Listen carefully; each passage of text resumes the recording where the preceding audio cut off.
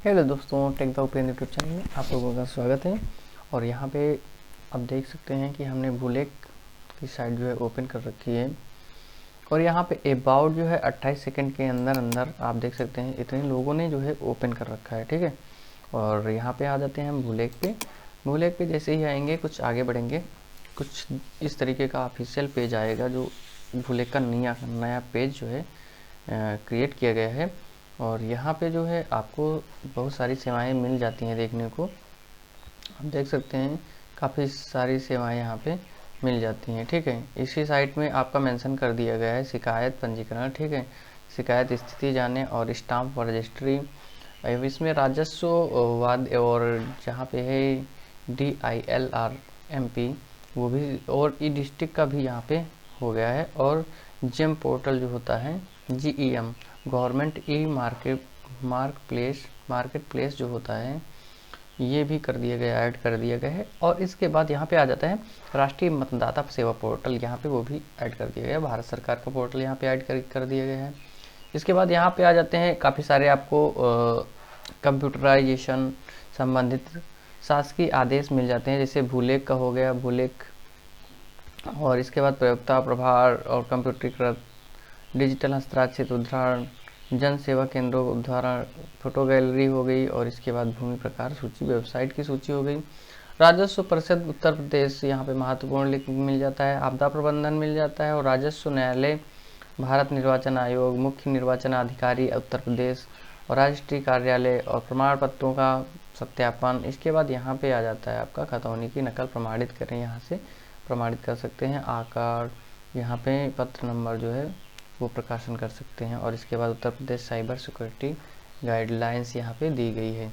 तो दोस्तों इस वेबसाइट के माध्यम से राजस्व परिषद उत्तर प्रदेश, इसमें सारा कुछ आपको इस वेबसाइट में देखने को मिल जाता है।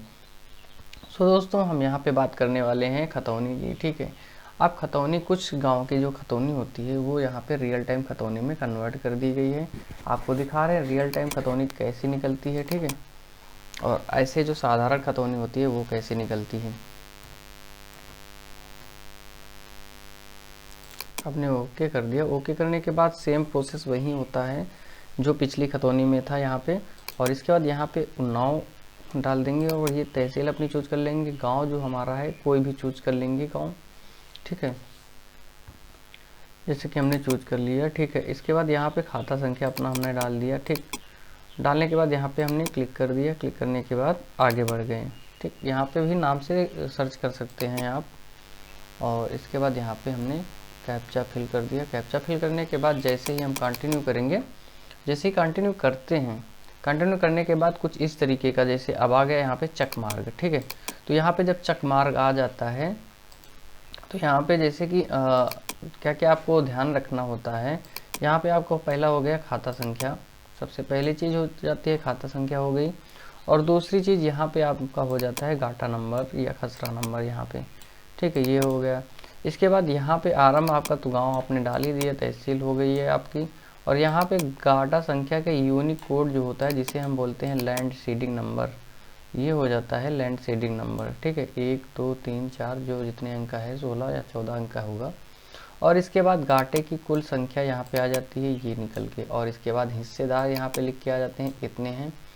और कुछ नीचे अगर हम जाते हैं, अगर नीचे जाएंगे तो यहाँ पे काफ़ी चीज़ें लिखी हुई हैं जो कि आपको हम बता रहे हैं अभी। ठीक है, यहाँ पे लिखा हुआ है न्यायालय का नाम, कंप्यूटरीकृत वाद अथवा संख्या अथवा आदेश, संख्या आदेश का दिनांक, नामांतरण। ठीक है, तो ये सब आ जाता है। तो ये हो गई आपकी रियल टाइम खतौनी। इसमें जो है बदलाव हुआ है। इसमें जितने नाम आपके इधर यानी कि आदेश में नाम रहते हैं वो नाम यहाँ पे सारे सबमिट कर दिए गए हैं, चढ़ा दिए गए हैं। ठीक है, खातेदार का विवरण में। तो दोस्तों ये जानकारी कैसी लगी आपको, आप कमेंट बॉक्स पे कमेंट करके बता सकते हैं। ठीक है, और दोस्तों अभी हम आपको बता रहे हैं नॉर्मल जो खतौनी होती है उसके बारे में बता रहे हैं आपको। यहाँ पे हम ओपन किए फिर से, और फिर से ओपन करने के बाद हम फिर से वहीं पे जाएंगे। और यहाँ पे आ गए हम खतौनी पे, और यहाँ पे हमने इसको कैप्चा फिल कर दिया। कैप्चा फिल करने के बाद सबमिट कर दिया। सबमिट करने के बाद सेम वही प्रोसेस देख लीजिए आप, सेम वैसे ही प्रोसेस है, ठीक है। यहाँ पे आ गए, देखो कुछ गांव आ रहे थे, अब कुछ गांव नहीं आ रहे हैं, ठीक है। इसमें तो हमने कोई भी गांव चूज कर लेना है। चूज करने के बाद यहाँ पे नंबर डालना है। नंबर डालने के बाद सबमिट कर देना। अगर नहीं आ रहा है तो खसरा नंबर से आप ढूंढ सकते हैं, ठीक है। इसके बाद सबसे पहले तो यहाँ पे आपको लगाना होगा फसली वर्ष। यहाँ पे हमने लगा दिया है। अब यहाँ पे हम ढूंढ सकते हैं, ठीक। ये हो गया। ये जो लिख के आता है आपका, ये लैंड सीडिंग नंबर होता है।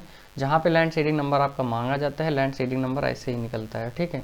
तो ये नंबर आपका जो है पीएम किसान में जो है लैंड सीडिंग नंबर बहुत ज़रूरी है। रेपलोड खतौनी हो रही हैं और उसके बावजूद कुछ लोगों को नहीं पता है, तो ये आप डाल सकते हैं। इसके बाद हम उद्धरण पे जाते हैं और जाने के बाद यहाँ पर भी वही प्रोसेस, सेम वही प्रोसेस है।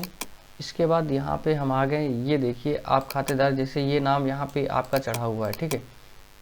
अब ये नाम आपके उठ के यहाँ पे आ गए आदेश पे, और यहाँ पे जो है आपका फसली नंबर जैसे खाता संख्या वहीं रहेगा, ठीक है। अब यहाँ पे जैसे खसरा नंबर लिख के यहाँ पे आता था, तो रियल टाइम खतौनी में खसरा नंबर यहाँ पे लिख के आने लगा है। अब जितने नाम हैं उतने नाम यहाँ पे आने लगे लिख के, ठीक। आदेश का जो है काम हट गया। इसके बाद ये जो सब अलग अलग हो गए, ठीक। तो ये है जानकारी रियल टाइम खतौनी और साधारण खतौनी की। तो दोस्तों जानकारी कैसी लगी? अगर जानकारी अच्छी लगी है तो चैनल को सब्सक्राइब कर लीजिए और वीडियो को लाइक कर दीजिए, अपने दोस्तों के साथ शेयर भी कर दीजिए। जय हिंद, जय भारत।